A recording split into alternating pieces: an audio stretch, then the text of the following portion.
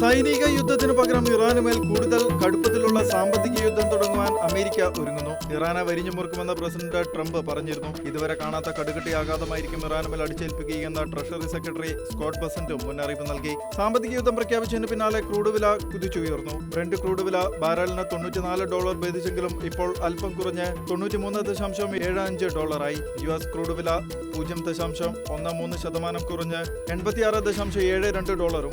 അതേസമയം കൂടുതൽ ഉപരോധം ഏർപ്പെടുത്താനുള്ള അമേരിക്കയുടെ നീക്കം സാമ്പത്തിക ഭീകരവാദമാണ് എന്ന് ഇറാൻ വിദേശകാര്യമന്ത്രി അബ്ബാസ് അരാക്ചി ആരോപിച്ചു. നിലവിലെ ഉപരോധങ്ങൾ ഇറാനെ കൂടുതൽ പ്രതിസന്ധിയിലാക്കിയിട്ടുണ്ട്. GDP വളർച്ചാ നിരക്ക് നെഗറ്റീവായി. പച്ചക്കറി ഉൾപ്പെടെ നിത്യോപയോഗ സാധനങ്ങൾക്ക് പൊള്ളുന്ന വിലയും. ഉരുളക്കിഴങ്ങിനും സവോളയ്ക്കും 40 ലക്ഷവും 60 ലക്ഷം റിയാലുമാണ് വില. റീറ്റെയിൽ പണപ്പെരുപ്പം 80% കത്തിക്കയറി. ഭക്ഷ്യവില പെരുപ്പം ഏതാണ്ട് സെഞ്ചുറി അടിക്കാനുമായി. തൊഴിലില്ലായ്മ നിരക്കും 10% നിൽക്കുന്നു. എണ്ണ കയറ്റുമതിക്ക് അമേരിക്ക ഹോർമൂസിൽ വിലങ്ങിട്ടതും ആഘാതമായി. എങ്കിലും ഏതാണ്ട് $150 കോടി വിലമതിക്കുന്ന എണ്ണ ഇപ്പോഴും ഹോർമൂസിന് പുറത്തുണ്ട് എന്നും മുന്തിയ പങ്കും ചൈന വാങ്ങുമെന്നതും ഇറാന് ചെറിയ ആശ്വാസമാണ്. പാകിസ്ഥാൻ, തുർക്കി, റഷ്യ എന്നിവയുടെ സഹായത്തോടെ ഭക്ഷ്യലഭ്യത ഉറപ്പാക്കുവാനും കയറ്റുമതി പ്രതിസന്ധി തരണം ചെയ്യുവാനും ഇറാൻ ശ്രമിക്കുകയാണ്. കാസ്പിയൻ കടൽ, പാകിസ്ഥാനി തുറമുഖങ്ങൾ എന്നിവ പ്രയോജനപ്പെടുത്താനാണ് ശ്രമം. അമേരിക്കൻ ഭരണസിരാ കേന്ദ്രങ്ങളിൽ ഒന്നായ ന്യൂയോർക്ക് സ്റ്റേറ്റ് ക്യാപിറ്റൽ മന്ദിരം തകർക്കുവാനും ജനപ്രതിനിധികളെ കൂട്ടക്കൊല ചെയ്യുവാനും ലക്ഷ്യമിട്ട ഭീകരാക്രമണ പദ്ധതി ഫെഡറൽ ബ്യൂറോ ഓഫ് ഇൻവെസ്റ്റിഗേഷൻ വിജയകരമായി പരാജയപ്പെടുത്തി. നിരോധിത ഭീകര സംഘടനയായ ഇസ്ലാമിക് സ്റ്റേറ്റ് ആശയങ്ങളിൽ ആകൃഷ്ടയായി സ്ഫോടനത്തിന് തയ്യാറെടുപ്പ് നടത്തിയ ആൽബാനി സ്വദേശി ജെസിക്ക ബോവിയാണ് US ഫെഡറൽ ഏജൻസിയുടെ പിടിയിലായത്. വിദേശ ഭീകര സംഘടനയ്ക്ക് ഭൗതിക പിന്തുണ നൽകുവാൻ ശ്രമിച്ചതുൾപ്പെടെയുള്ള അതീവ ഗുരുതരമായ കുറ്റങ്ങളാണ് ഇവർക്കെതിരെ ഫെഡറൽ കോടതിയിൽ ചുമത്തിയിരിക്കുന്നത്. കോടതി രേഖകൾ പ്രകാരം അതീവ ആസൂത്രിതവും ഭയാനകവുമായ നീക്കങ്ങളാണ് ജെസിക്ക നടത്തിയിരുന്നത്. ക്യാപിറ്റൽ മന്ദിരത്തിൽ നിയമനിർമ്മാതാക്കൾ ഒത്തുകൂടുന്ന സമയത്ത് ആക്രമണം നടത്തി പരമാവധി സെനറ്റർമാരെ വധിക്കുക എന്നതായിരുന്നു പ്രധാന ലക്ഷ്യം. സുരക്ഷാ ഉദ്യോഗസ്ഥരുടെ ശ്രദ്ധ തിരിക്കുന്നതിനായി ഭക്ഷ്യവിതരണ ജീവനക്കാരിയുടെ വേഷം ധരിച്ച് ഡെലിവറി ബാഗിൽ സ്ഫോടക വസ്തുക്കൾ എത്തിക്കാനായിരുന്നു പദ്ധതി. ഇതിനായി ക്യാപിറ്റൽ പരിസരത്ത് 5 തവണ സന്ദർശനം നടത്തി സുരക്ഷാ സംവിധാനങ്ങൾ നിരീക്ഷിക്കുകയും ഫോട്ടോകൾ പകർത്തുകയും ചെയ്തിരുന്നു.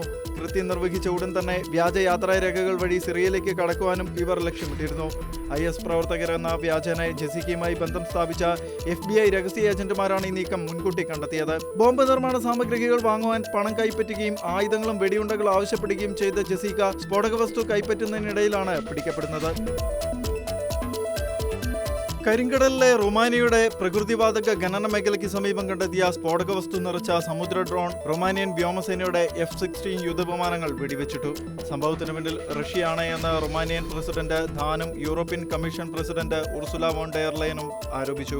യൂറോപ്യൻ യൂണിയനെ ലക്ഷ്യമിട്ട് റഷ്യ നടത്തുന്ന ഹൈബ്രിഡ് യുദ്ധമുറയുടെ ഭാഗമാണിതെന്ന് ഉർസുല വോൺ ഡെർ ലയൻ വിമർശിക്കുകയും ചെയ്തു. റൊമാനിയ 400 കോടി യൂറോ ചെലവഴിച്ച് നിർമ്മിക്കുന്ന നെപ്റ്റ്യൂൺ ഡീപ്പ് പ്രകൃതിവാതക പദ്ധതിയോട് ചേർന്നാണ് വ്യാഴാഴ്ച രാവിലെ ഡ്രോൺ കണ്ടെത്തിയത്. അടുത്ത വർഷത്തോടെ വാതക ഉൽപാദനം ആരംഭിച്ച് ഇന്ധനത്തിനായി റഷ്യ ആശ്രയിക്കുന്നത് പൂർണ്ണമായി അവസാനിപ്പിക്കാൻ ലക്ഷ്യമിട്ടാണ് റൊമാനിയ ഈ സമുദ്ര പ്ലാറ്റ്ഫോം നിർമ്മിക്കുന്നത്. പ്ലാറ്റ്ഫോമിൽ നിന്നും വെറും 160 മീറ്റർ മാത്രം അകലെ ഡ്രോൺ കണ്ട ജീവനക്കാർ ഉടൻ തന്നെ കോസ്റ്റ് ഗാർഡിനെ വിവരം അറിയിക്കുകയായിരുന്നു. തുടർന്ന് ഉന്നതതല കൂടിയാലോചനകൾക്ക് ശേഷം F-16 യുദ്ധവിമാനങ്ങൾ അയച്ച് ഡ്രോൺ തകർക്കാൻ റൊമാനിയ തീരുമാനിച്ചു. 100 കണക്കിന് ജീവനക്കാർ ജോലി ചെയ്യുന്ന പ്ലാറ്റ്ഫോമിനും പദ്ധതിക്കും ഇത് നേരിട്ട് ഭീഷണിയാണ് എന്ന് വിലയിരുത്തിയായിരുന്നു ഈ നിർണായക നടപടി. വിമാനങ്ങളിൽ നിന്നുള്ള വെടിവെപ്പിൽ സ്ഫോടക വസ്തുക്കൾ നിറഞ്ഞ ഡ്രോൺ കടലിൽ വെച്ച് വൻ സ്ഫോടനത്തോടെ തകർന്നു. കണ്ടെത്തിയ ഡ്രോൺ യുക്രൈന്റേതല്ല എന്നും മറിച്ച് റഷ്യയുടേതാണ് എന്നും റൊമാനിയൻ പ്രതിരോധ മന്ത്രാലയം വ്യക്തമാക്കി. റഷ്യ നടത്തുന്ന ഇത്തരം ഉത്തരവാദിത്തമില്ലാത്ത പ്രകോപനങ്ങൾ വർദ്ധിച്ചു വരികയാണ് എന്ന് റൊമാനിയൻ പ്രസിഡന്റ് പ്രതികരിച്ചു. യൂറോപ്യൻ യൂണിയന്റെ ഐക്യം തകർക്കുവാനും പൗരന്മാരിൽ ഭീതി വിതയ്ക്കുവാനും ലക്ഷ്യമിട്ടാണ് റഷ്യ ബോധപൂർവം ഭീഷണികൾ ഉയർത്തുന്നത് എന്ന് യൂറോപ്യൻ കമ്മീഷനും വ്യക്തമാക്കി. 2022 ഉക്രൈൻ അധിനിവേശം ആരംഭിച്ചതിനു ശേഷം റഷ്യൻ വ്യോമ ഡ്രോണുകൾ 29 തവണ റൊമാനിയൻ വ്യോമാതിർത്തി ലംഘിച്ചതായി പ്രതിരോധ മന്ത്രാലയം ചൂണ്ടിക്കാട്ടി. ഇതിൽ 15 ലംഘനങ്ങളും ഈ വർഷമാണ് റിപ്പോർട്ട് ചെയ്തത്. മുൻപ് റൊമാനിയൻ തീരത്തിന് സമീപം തകർന്ന സമുദ്ര ഡ്രോൺ യുക്രൈന്റേതായിരുന്നുവെങ്കിലും അത് റഷ്യൻ സേന പിടിച്ചെടുത്ത് ഉപയോഗിച്ചതാണ് എന്ന് ഉക്രൈൻ വ്യക്തമാക്കിയിരുന്നു. തുർക്കി സൈന്യത്തിനായുള്ള ആയുധങ്ങളുമായി പോയ കാമറൂൺ പതാകയുള്ള MV ലുത്തൂഫ് എന്ന ചരക്ക് കപ്പൽ സൊമാലിയൻ തീരത്ത് കടൽക്കൊള്ളക്കാർ റാഞ്ചിയതായി റിപ്പോർട്ട്. കപ്പലിലെ 10 ജീവനക്കാരിൽ 6 പേർ ഇന്ത്യക്കാരാണെന്ന് സൊമാലിയയുടെ ഔദ്യോഗിക വക്താവ് വെളിപ്പെടുത്തി. പോളാർ മൂവ്മെന്റ്സ് ഷിപ്പിന്റെ ഉടമസ്ഥതയിലുള്ളതാണ് ഈ കപ്പൽ. മൊഗാദിഷുവിലെ തുർക്കി സൈനിക പരിശീലന കേന്ദ്രങ്ങളിലേക്ക് കൊണ്ടുപോവുകയായിരുന്ന ആയുധങ്ങളും വിവിധ വാർത്താവിനിമയ സാറ്റലൈറ്റ് ഉപകരണങ്ങളുമാണ് കപ്പലിലുള്ളത്. കഴിഞ്ഞ ദിവസമാണ് മരയ്യ തീരത്ത് നിന്നും 3.5 നോട്ടിക്കൽ മൈൽ അകലെ വെച്ച് കൊള്ളക്കാർ കപ്പൽ റാഞ്ചിയത്. കപ്പലിൽ ബന്ദികളാക്കപ്പെട്ട കൊല്ലപ്പെട്ടവരിൽ 6 ഇന്ത്യക്കാരെ കൂടാതെ ഒരു തുർക്കി പൗരനും ഒരു ജോർജിയൻ പൗരനും 2 സെർബിയൻ സുരക്ഷാ ഗാർഡുകളുമാണ് ഉള്ളത്. കഴിഞ്ഞ ഏപ്രിൽ 26-ന് MV സ്വാഡ് എന്ന കപ്പൽ റാഞ്ചിയ സംഘത്തിൽപ്പെട്ട കൊള്ളക്കാരാണ് അക്രമത്തിന് പിന്നിലെന്നാണ് നിഗമനം. നിലവിൽ കപ്പൽ ഗാർമാൽ തീരത്തിലേക്ക് എത്തിച്ചിരിക്കുകയാണ്. കപ്പൽ റാഞ്ചിയ വിവരം അറിഞ്ഞ് തുർക്കിയുടെ ഉടമസ്ഥതയിലുള്ള 2 കപ്പലുകൾ ഇതിന് സമീപം എത്തിയിട്ടുണ്ട്.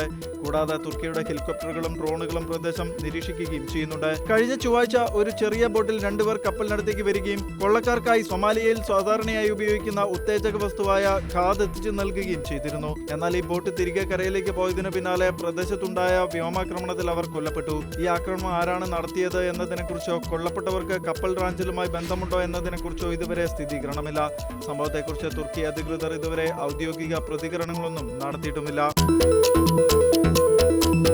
ശ്രീലങ്കൻ ആഭ്യന്തര യുദ്ധകാലത്ത് കാണാതായ സാധാരണക്കാരുടേതെന്ന് കരുതുന്ന കൂട്ടക്കുഴിമാടം കണ്ടെത്തി. ശ്രീലങ്കയിലെ ജാഫ്നയ്ക്ക് സമീപമുള്ള ചെമ്മണയിൽ നിന്നുമാണ് കുഞ്ഞുങ്ങളുടെയും കുട്ടികളുടെയും ഉൾപ്പെടെ 582 അസ്ഥികൂടങ്ങൾ കണ്ടെത്തിയത്. ശ്രീലങ്കൻ സൈന്യവും LTTയും തമ്മിൽ നടന്ന ആഭ്യന്തര യുദ്ധത്തിന്റെ കാലത്ത് കാണാതായ തമിഴ് വംശജരായ സാധാരണക്കാരുടെ മൃതദേഹ അവശിഷ്ടങ്ങളാണിതെന്നാണ് നിഗമനം. മൃതദേഹ അവശിഷ്ടങ്ങൾക്ക് പുറമെ കുഞ്ഞുങ്ങളുടെ കളിക്കോപ്പുകൾ, പാൽക്കുപ്പികൾ, സ്കൂൾ ബാഗുകൾ, ചെരുപ്പുകൾ, വളകൾ എന്നിവയും കുഴിമാടത്തിൽ നിന്നും കണ്ടെത്തിയിട്ടുണ്ട്. ഇരുകൈകളും നെഞ്ചോട് ചേർത്ത് വരിഞ്ഞു മുറുക്കി കിട്ടിയ നിലയിലുള്ള ഒരു അസ്ഥികൂടവും ഇവിടെ കണ്ടെത്തി. കഴിഞ്ഞ വർഷം ഇതേ സ്ഥലത്തു നിന്നും 240 അസ്ഥികൂടങ്ങൾ കണ്ടെത്തിയിരുന്നു. ആഭ്യന്തര യുദ്ധകാലത്ത് ശ്രീലങ്കൻ സൈന്യം തമിഴ് വംശജരെ കൂട്ടക്കൊല ചെയ്ത് കുഴിച്ചുമൂടിയെന്ന ആരോപണം നിലനിൽക്കുന്ന പ്രദേശമാണ് ചെമ്മണി. വെൽ ടുഡേ സമാപിക്കുന്നു. നന്ദി, നമസ്കാരം.